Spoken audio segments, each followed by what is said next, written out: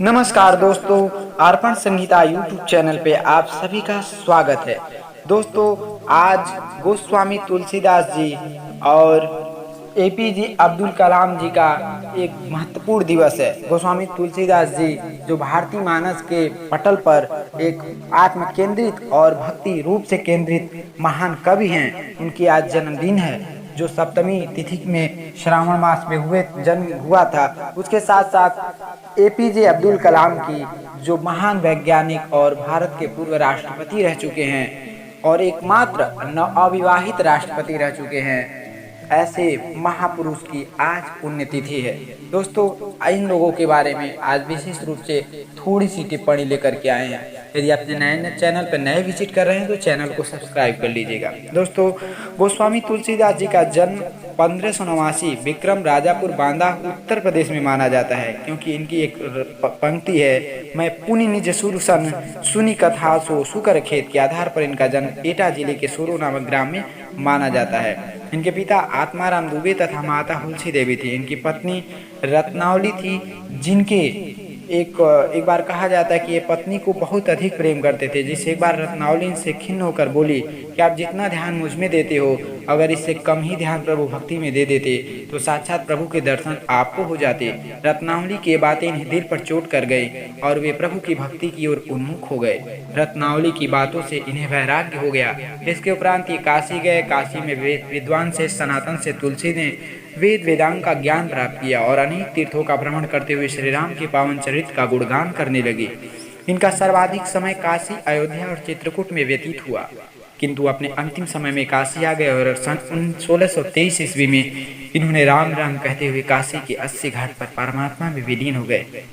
साहित्यिक रचनाओं में इनकी सबसे महत्वपूर्ण ग्रंथ श्री रामचरितमानस है। बहुत ही सुंदर रूप से इसका वर्णन किया है। इनकी रचना में भक्ति भावन का सर्वाधिक समावेश मिलता है, जिसके कारण इन्हें राम भक्ति शाखा का कवि कहने में किसी भी प्रकार का संकोच नहीं किया जाता है। रामचरितमानस इनका सबसे प्रसिद्ध ग्रंथ है। इन्होंने दोहा चौपाई के माध्यम से राम के जीवन के समस्त दर्शन को दिखाते हैं। गोस्वामी जी की यह रचना अवधी भाषा में रचित है। इसके अलावा गीतावली भी है और अन्य ग्रंथ भी हैं। दोस्तों, रामचरितमानस आज राम जन्मभूमि के अवसर पर राम की लला की मूर्ति की स्थापना होने जा रही है, तो गोस्वामी तुलसीदास जी का याद करना भी एक महत्वपूर्ण शोभा होगा। इसके साथ साथ भारत रत्न प्राप्त अबुल पाकिर जैनुल अब्दुल कलाम आमतौर पर डॉक्टर एपीजे अब्दुल कलाम के नाम से जाने जाते हैं। अब्दुल कलाम भारत देश के 11वें राष्ट्रपति 2002 से 2007 तक थे। डॉक्टर एपीजे अब्दुल कलाम वर्ष 2002 में लक्ष्मी सहगल के खिलाफ राष्ट्रपति चुने गए थे। इन्हें भारत के दो प्रमुख राजनीतिक दल भारतीय जनता पार्टी और भारतीय राष्ट्रीय कांग्रेस के पूरा समर्थन मिला था। वे भारतीय रूप के प्रथम वैज्ञानिक और प्रशासक भी थे। भारत के राष्ट्रपति बनने से पहले एपीजे अब्दुल कलाम इसरो और रक्षा अनुसंधान डीआरडीओ के साथ एयर स्पोर्स इंजीनियर के रूप में काम किया था। एपीजे अब्दुल कलाम की सर्वाधिक महत्वपूर्ण जब परमाणु परीक्षण 1998 हुआ था, तो यही उसके मेन हेड थे। इसके अलावा इंडिया 2020 में अब्दुल कलाम ने वर्ष 2020 तक देश को पूरी तरह से विकसित करने वाली योजना की संस्तुति भी दी थी। 2011 में अनेक भारत के युवाओं के सहयोग से white can I give movement नामक एक मिशन लॉन्च किया था, जिस देश में प्राप्त भ्रष्टाचार को समाप्त करने के लिए लक्षित किया गया था। संपूर्ण विवरण। तमिलनाडु में एपीजे अब्दुल कलाम का जन्म 15 अक्टूबर सन 1931 को हुआ था और 27 जुलाई 2015 को इनका देहांत हो गया था एक स्पीच देते हुए। एपीजे अब्दुल कलाम बहुत ही महत्वपूर्ण व्यक्ति थे हमारे देश के लिए। भारत के राष्ट्रपति के रूप में डॉक्टर कलाम का कार्यकाल बहुत ही बेहतर रहा था और ये बहुत सारे पुरस्कार और मान्यताएं जीते थे। एपीजे अब्दुल कलाम की एक महत्वपूर्ण बुक भी है, इग्नाइटेड माइंड्स।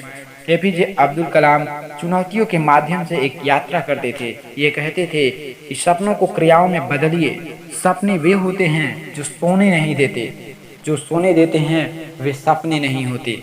तो दोस्तों, एपीजे अब्दुल कलाम युवाओं के प्रेरणा स्रोत थे और ये भारतीय धरोहर के रूप में हमेशा यादगार के रूप में रहेंगे, संजोए हो जाएंगे। तो ऐसे महान विभूतियों के जन्म दिवस और पुण्यतिथि पर हम सादर इन लोगों को प्रणाम और सत सत नमन करते हैं।